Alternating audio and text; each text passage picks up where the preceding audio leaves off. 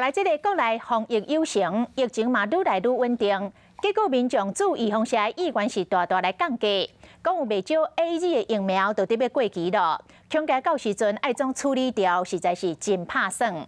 国民党的立委蒋万安爱卫福部来检讨，针对着疫苗，应该就爱有更加精准的运用甲分配。若第26期的疫苗今仔日开放注文预约，只要满18岁，各大牌子的疫苗拢会当注。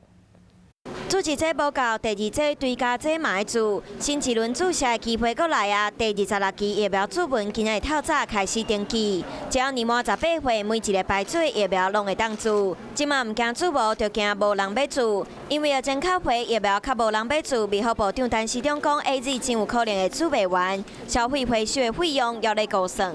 扣得准，这个不像。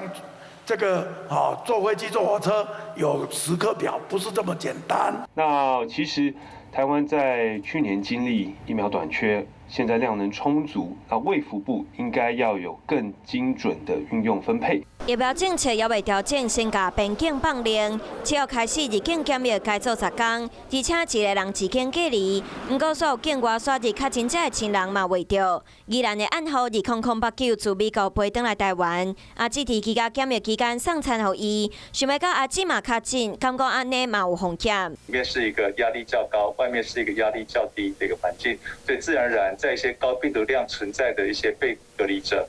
这病毒就会顺着气流到外面，直接影响到这些传送的人，增加频率喷洒的这些表面，透过有效的表面消毒来降低可能附着上面的病毒。传播链开始减少，但是中俄罗台湾防疫成果真好，疫情开始看到曙光。底波的有相关的疫情的时候，地方政府都积极动员的非常的快速，也才能够把多波多条传播链都把它截断。 不过，若是要完全放心，要是要等待更较有效的新药出现，才会当完全无其他顾虑。